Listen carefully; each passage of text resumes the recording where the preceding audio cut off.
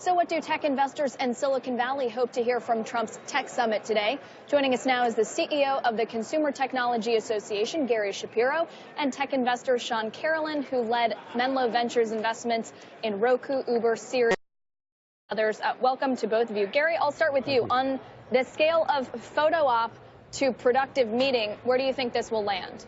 Oh, it's a productive meeting. These are two groups that need each other. The president-elect and his team, they want to see the tech industry succeed. The tech industry is driving the U.S. economy. It's about 20% of stock market valuation. In that room, we see about $1 trillion of market valuation alone.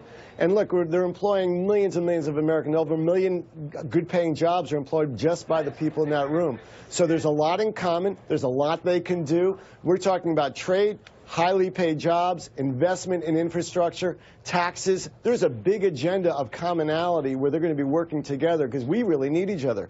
Trump wants to see this economy succeed, and he's not going to let the tech industry fall. And we need help also against the Chinese and the Europeans. They're getting protectionist. This is Trump's forte. He knows how to do a lot of this stuff, and he knows how to build. And building includes technology.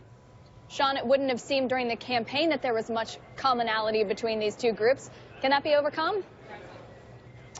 Absolutely. I think the key is working together. Tech industry is doing really well. Obviously, top 5 companies in market cap are tech companies. So I hope that the agenda today is really laying out, how not to screw that up. I think there's really important progress that has been made this year in terms of anti-discrimination, gay marriage proposals, going through all that type of stuff. Immigration for skilled laborers, H-1B visas is really important, and manual labor, some of the hardest working families in America. I really believe offshore manufacturing is absolutely essential. A lot of these startup companies, especially that we deal with, it's very small teams here, 8 to 10 people, and they need to really leverage resources overseas that have the expertise to build these products. And then net neutrality, I think, is an absolutely critical one. Especially for the smaller companies that aren't necessarily represented in the room. Roku, obviously I'm on the board of. Absolutely essential that the bits flow and not just Comcast and the bigger telco companies get to dictate how that happens. So, John? Shawn, I'm wondering what you think the major topics of discussion would be if it were venture capitalists and smaller companies around the table versus these mega cap, for the most part, tech companies that are participating today? Yeah, that's a good question. And obviously, the smaller companies are not represented as well as the big companies. I'm really hoping that there's emerging categories that are just amazing. So I think of artificial intelligence as one. I see it being adopted as quickly as mobile technology at the startups. We made some investments there in companies like Clarify. And just to stay out of the way, don't try to slow things down. Let the people who are investing and the amazing entrepreneurs do their thing. And like I said, this net neutrality is a really big one.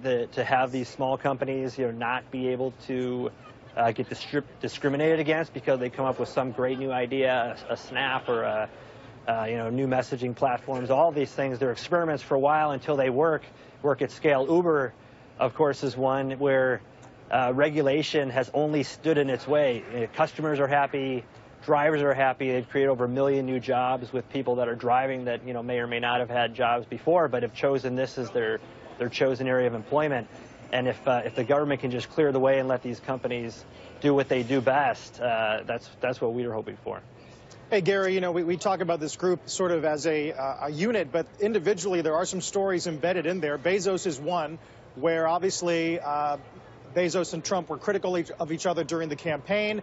There's issues about news coverage in the Washington Post. How would you be advising someone like Bezos to reach a Trump where maybe those areas of commonality that you talk about are not as obvious?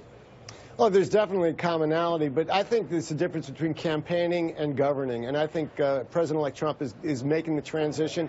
He needs the people around the table, and he also needs, as was just pointed out, all the thousands of other companies. Look, we have 2,200 companies as members of ours, 3,800 companies in CES, and when we survey them, when we ask what's important in the last few weeks, the #1 answer that came back is cutting back on this government regulation, whether it was that overtime rule, which hurts startups, so you have to pay overtime to everyone who works at a startup if they're a professional, to other Department of Labor rules, EPA rules, other rules. It is stifling out there. Even Democrats have recognized that now. So there'll be a lot to talk about that. There's a commonality. Amazon has a lot of things going on, future technologies and present technologies, robotics, drones, self-driving cars, what an opportunity there is there. And, of course, the infrastructure, which we all as Americans agree upon. There's going to be a lot of agreement at that table. And yesterday we heard IBM already announce these hiring several thousand people in higher-paying jobs. I think there's a lot we can do as a tech industry to talk about the jobs of the future,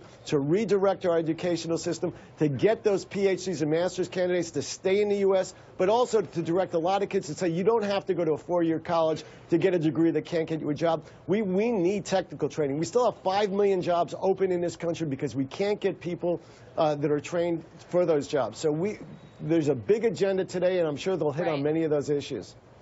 Shawn, finally, Uber CEO Travis Kalanick and Elon Musk among the names that were added to Trump's Policy and Strategic Forum this morning. But as John Harwood just pointed out, Peter Thiel is sort of the lone ranger, the ambassador between Silicon Valley and the president-elect's transition team. Do you think he'll stand alone for long? Do you think anybody else will take up the reins of being the liaison between the White House and Silicon Valley? I think, above all, the tech industry wants progress to be made and the truth to be told. I think there's a lot of candor, veracity in the Valley, and I think we want to make sure that the truth of what's going to work comes out, and that if things are falling off the rails in any direction, that you speak up. Like, that's the way things get accomplished and agendas get done. So I think there's a lot of people here raising their hand to try and have it be productive and to frankly make sure that things are not happening that are anti-progress. So a lot of volunteers here that are willing to help. Well, we are watching some of the arrivals coming into Trump Tower. We'll keep you posted on that meeting. Gary Shapiro, Shawn Carolan, for now, our thanks to you. Thank you. Thanks.